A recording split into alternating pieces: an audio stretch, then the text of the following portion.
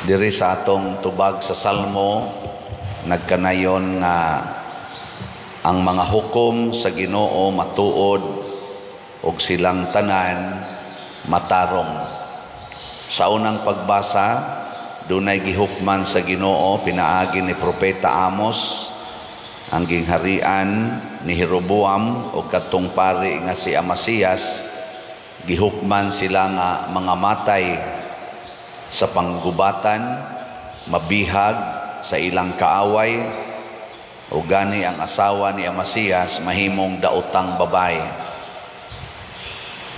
Matarong ba ni nga hukom sa Ginoo? Matarong ni? Kamoy hukman ani, okay ra ninyo? Ha? Anong di man mo mutubag? Kamo ba mo'y hukman ani, matarong ba ni o dili? Nya okay ra ninyo? Lingay mong tupad na okay ra kag patyon kas gubat, hapit na ra ba? Hapit na ra ba? Okay ra ninyo mga matay tas gubat, mga Pilipino? Okay ra? Oh, dili man lagi. Ug mao nay hukom sa Ginoo, di okay.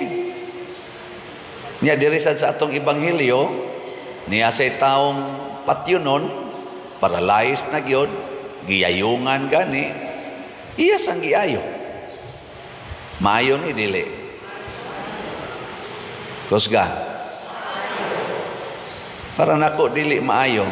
Tiwasin na lang nang hapit na mamatay. Buhi ang angay pang mabuhi. Sinang ka nang bihagon mo sa inyong kaaway. Tabla ra say paralyzed anaw. Kaya paralyzed, di man kalakaw. Mabihag ta, di man sa takalakaw. Prisuhon man ta, igaid man ta. So muragwa man ni ayo ang hukom sa Ginoo na ipatyonon, buhion. Di ano'y buhi, ipapatay. Di ba? Pangitaan ginatog sayop ba? Mga igsoon, ang una, ang hukom sa Ginoo matuod. Matud pa. Nya unsa may hukom sa Ginoo nga matuod, kadili magpaling-paling.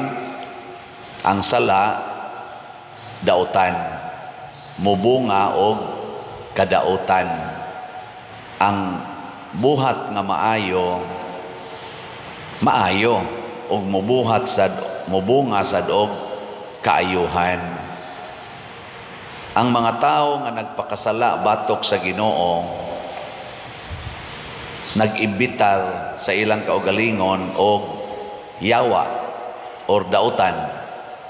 Aw di mao na nag-imbitar man kag dautan, kadautan gyud ang imong sangputan. Di gyud ta hukman sa Ginoo kanang pabor-pabor ba kay na magiusahay kining ato mga maghukom dinis kalibutan. Apil nako kay muhukoman sad ko. Pabor-pabor bisag nakasa himuong way sala. Nya naay way sala himuong makasasala. Ingon ana man ta, di man matuod, di man gyud sa kamatuoran ibase. Basta gani makaapiktar sa authority, hunongon tani, di tani ipadayon. Pero di gani makaapiktar sa atong kontra, padayonon tani. Mura ginana man, di ba? Dili matuod ang Ginoo, matuod yun. Sala gani, sala gina. Bisag unsa pay imong ranggo, bisag hari pa ka, bisag ikaw pay leader sa religious church, sa mas katolikong simbahan, bisag Santo Papa pa ka, obispo pa ka, kardinal ka, pari ka, basta makasa mosangpot ginas kadautan, inana ang Ginoo, way pabor-pabor. No? Nya kung ikaw gani nagbuhat og maayo sama sa pagtuo, pagpaubos, pagantos, pagdawat, paghinulsol, mga maayo man nga buhat, mobunga sad na og maayo. Muna ang ingon sa Ginoo diri sa atong unang pagbasa sa atong ebanghelyo, niingon siya diri, gipasaylo na ang imong mga sala. Unya kay naghinulsol man ka tungod aning nahitabo nimo, nagbasol man ka, akong ayuhon ang imong paralysis. Mo bitang dili ta motugot anang absolute divorce. Ngano man, kanang absolute divorce, patyon ang pamilya. Patyon. Tungod lang kay naay nakasala. Tungod lang kay nakahatag og pag-antos. Patyon ang pamilya. Mao na. Mura bagwa na'y paglaom ba? Parihagod sa paralyzed nga tao, mura bagwa na'y paglaom. Pero ang Ginoo makabuhi mangganig patay. Pero ang una gyud di ay natong sulbaron sa pamilya, kani di ay pagbiya sa sala. Gilingay mong tupad. Hinawa mo'y sala sa inyong pamilya. Wa mo'y sala. Mga bana, wa mo'y sala. Mga asawa, wa mo'y sala. Ha? Kinsa dinhing asawaha nga wa gi sala ta sa kamot. Kinsa dinhing banaha nga wa gi sala ta sa kamot. Oh, namiligro inyong pamilya. Namiligro. Kinsa dinhing mga anaka nga wa gi sala ta sa kamot. Oh, namiligro ang pamilya kay nisuod man ang sala. Mo nay kuyaw. Pasabot bisan pag mugamit patag absolute divorce, bisag kapila na nag-divorce, di gid na mawagtang ang kasakit o ang mga kadautan sa atong kinabuhi basta magsigi og sud ang sala sa atong kinabuhi. Mao nay hukom sa Ginoo, ang makasasala silutan. Bisan pag sa mata sa tao buutan kayo ka, tungod kay gasigig sulob aning kaningon ani nya sigig misa nya magpakasa, silutan ginas Ginoo. Bisag magsigi pa kag rosaryo dinhi kada adlaw, sayo kay kamoabot kay magrosaryo gyud, silutan gyapon kas Ginoo magpakasa. Bisag magsigi pa kag lektor dire, magsalmo pa ka diha,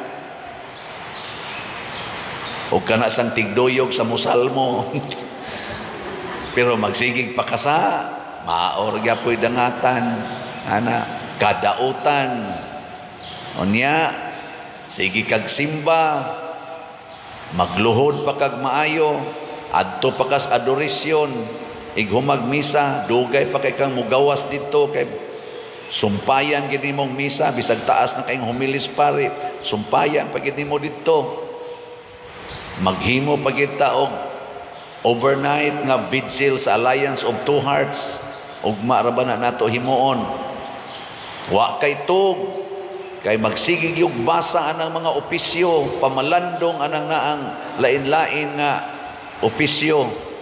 Pero naagya po isa, na maora gyapon, wa nay kapuslanan.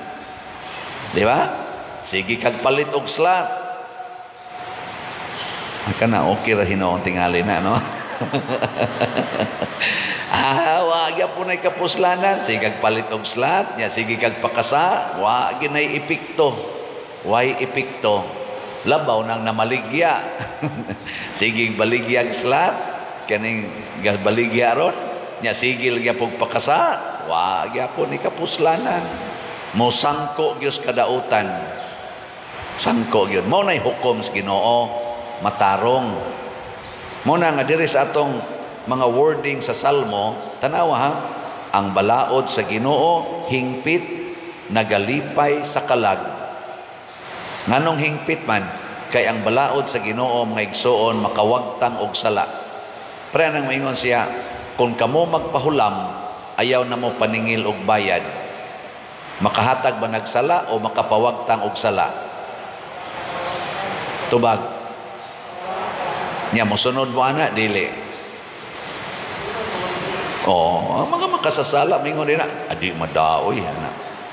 Napagisogo ang Ginoo ay nga makapalipay giskalag, ibaligya ang tanan mong katigayunan ug ang halin ihatag ngadtos mga kabos. Unsa man na? Makapawagtang og sala o makapadaghan? Makapawagtang. Niya, mutuman mo ana. Manam tubag. Napagisugos Ginoo, higugmaa ang imong kaaway. Pasayloa lag kapituan kapito. Og tamparoson kaniya, pikas aping, patamparos lang sang pikas aping. Unsa man na? Makapawagtang og sala o makapadaghan? Kapawagtang. Niya, mubuhat mo ana. Wa gyapon. Mao na kita di ay mo'y nag-imbitar sa yawa sa tong kinabuhi. Mo na kining atong gihimuan rog absolute divorce. Wa na magwagtang sa sala. Wa magwagtang sa sala. Nagdugang lang na og laing mga sala. Labi na gyud kay gi-declare na ni Kristo ang makigbuwag or makigdivorce sa iyang bana or sa iyang asawa niya magminyo og lain nakapanapaw. Og ang nakigminyo usad sa nakigdivorce nga asawa baka or bana nakapanapaw usab. Tanawa di ba na multiply na ang sala? Nidaghan ang sala. Niya katong mga anak nga nabiyaan, asam sa tupadong, adto sa tupadong sa premarital sex. Kay ngano man ang ilang pangitaon kadtong naay mohatag nilag gugma.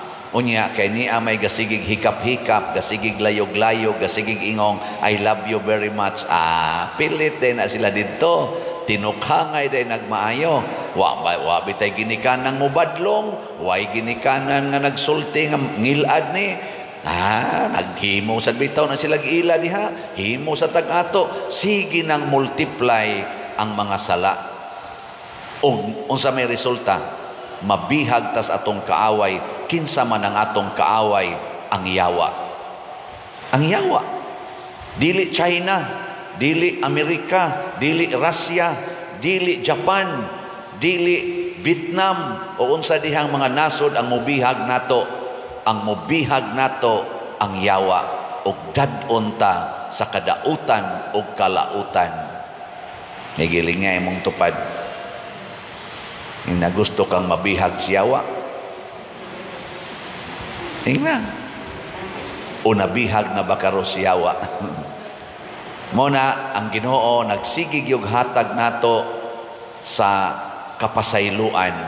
Ang simbahan, kaming mga pari, mao ginay among role ang pagpasaylos mga sala o ang paghinulsulsad sa among mga sala.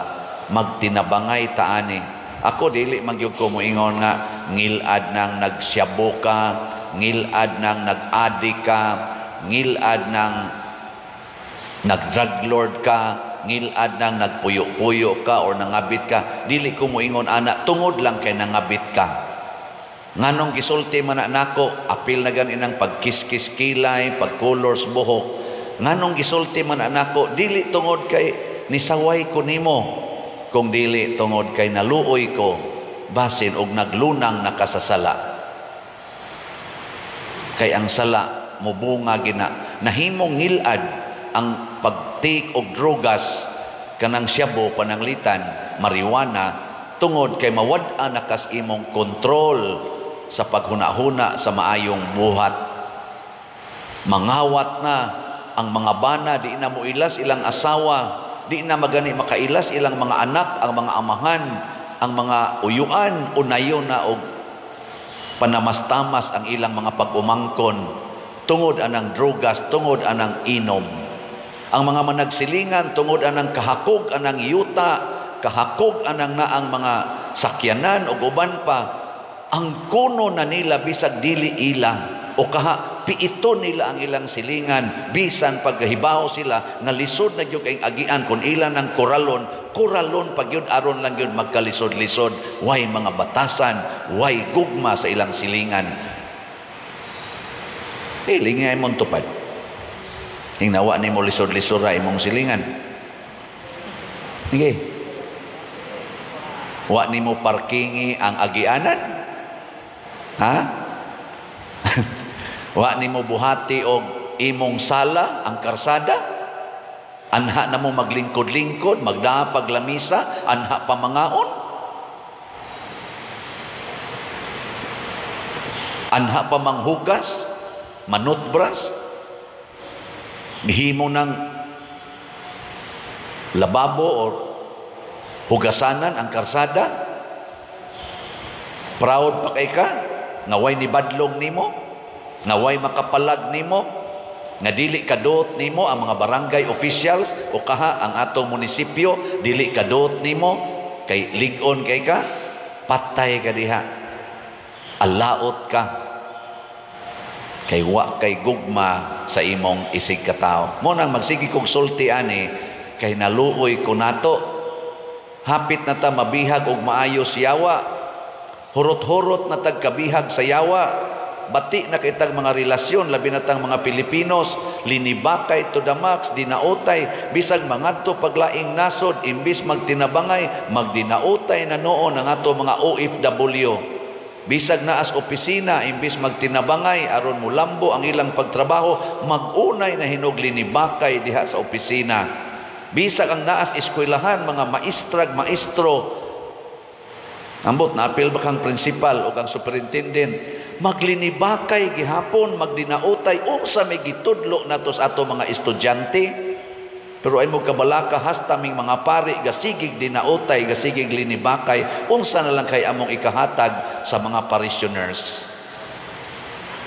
Gilas nga lingi, hinahunong na ta ani ha. Sige ba, yun na, nahunong na ta. Ako hunong na sa kog humili kay basi mapatay na ko ani. Sige, manindog na ta.